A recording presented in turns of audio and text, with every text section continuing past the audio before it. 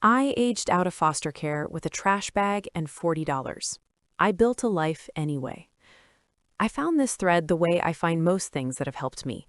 Someone left a link in a comment somewhere and I followed it at 2 in the morning because I could not sleep. I want to add mine because I think there is someone out there who needs to hear specifically this one. I'm Jordan. I am 29 years old. I live in Columbus, Ohio, in a one-bedroom apartment I lease in my own name. I have a full-time job in medical coding. I have health insurance, a retirement account, and a savings account with more in it than I have ever had in my life. I have a therapist I see every other week and a small group of people I trust. When I was 18 years old, I left the only house I had been living in with a black trash bag containing everything I owned and $40 in cash, and nowhere to go. That is where this story starts. I grew up in the foster care system in Ohio. I will not take you through every placement because there were enough of them that listing them would take longer than the rest of this story. What I will tell you is that I was in the system from age 6, that I never got adopted, that some placements were fine and some were not, and that by the time I was 16, I had learned to keep my things in one bag so I could move quickly when I needed to. Ohio extended foster care to age 21 when I was in the system, which meant I technically had support until then. What it meant in practice was that I had a caseworker I saw maybe 4 times a year who had a caseload so large she could not have told you my middle name without looking at her file. She was not a bad person. She was a person with too many kids and not enough hours, and a system that was held together with paperwork and good intentions, and not much else. When I turned 18, the nature of my placement changed. I was still technically in care, but the foster family I had been with since I was 15, a couple named the Garcias, who were the closest thing to stable I had experienced, could not continue past my 18th birthday for reasons that had to do with their own family circumstances and not with me. They told me in March. I aged out in June. I had 3 months to figure out what came next. I did not figure it out. I didn't know about the Education and Training Voucher program, which is a federal program that provides up to $5,000 a year for former foster youth for education and training costs up to age 23. I didn't know about the Ohio tuition exception, which waives tuition at Ohio public colleges for youth who aged out of foster care. I didn't know about transitional housing programs or independent living programs, or any of the specific resources that existed specifically for people in my situation. My caseworker gave me a packet of photocopied papers at our last meeting. I put it in my bag. I didn't read it for 6 months. I didn't know that it contained some of the most important information I would ever need. I was clueless and on autopilot. I left the Garcias on a Tuesday in June. Mrs. Garcia cried. Mr. Garcia pressed $40 in my hand and said to call if I needed anything. I knew I would not call. I knew they had their own problems. I knew that was the end of that.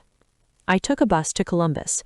I knew a girl named Destiny from a previous placement who had a couch. She said I could stay for a little while.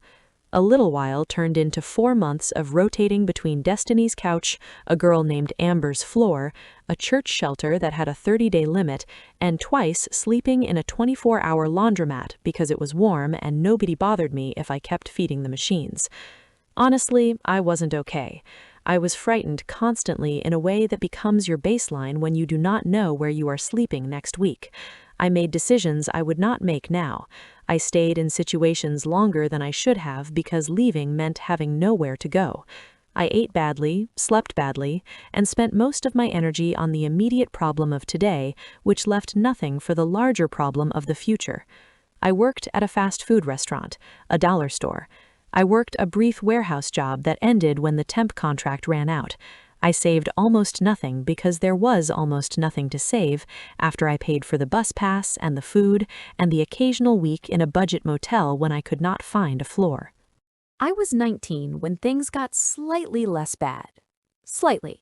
I found a room in a house with 4 other women through a bulletin board at the church shelter. $250 a month, cash, no lease. It was not good housing.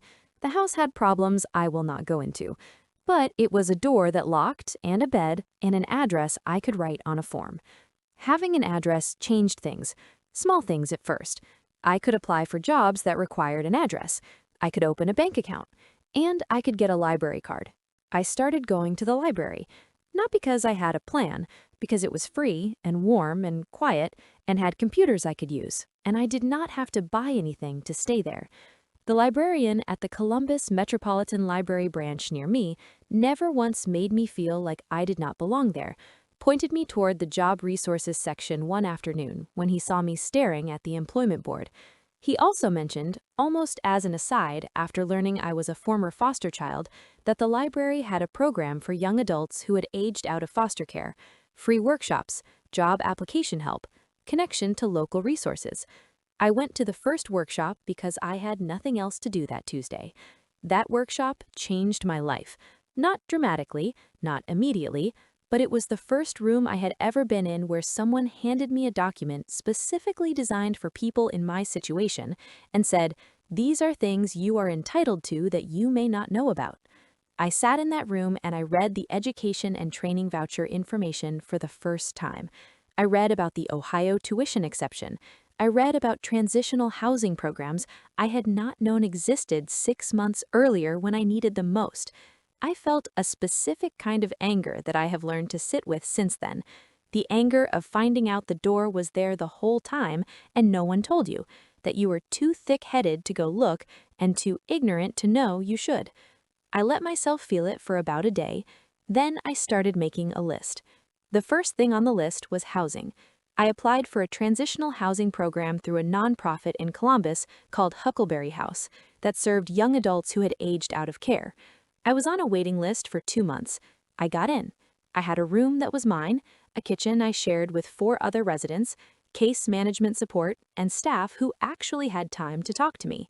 I cried the first night I slept there, not because I was sad, because I was safe in a way I had not been in over a year, and my emotions did not know what to do with that. The second thing on the list was education. I enrolled at Columbus State Community College using the Ohio tuition exception, which meant my tuition was waived entirely. I applied for the Education and Training Voucher, which covered my books and supplies and a portion of my living expenses. I chose a program in health information technology because a woman at the library workshop had mentioned that medical coding was something you could learn in about a year, do remotely, and earn a real salary doing. I did not know what medical coding was. I looked it up. I wrote down what I found, and I added it to the list. I was 20 when I started at Columbus State. I was the person in my classes who was most behind. I was also, I discovered, one of the most motivated. When you have slept in a laundromat, you do not take a heated classroom for granted. You do not miss class. You do not half read the chapter. I struggled with the studying at first, not the content, but the discipline of it. I had never had to build a study routine before because I had never had a stable enough life to maintain one. I found resources online about how to actually study, not just read, but retain and apply. I practiced active recall. I made flashcards.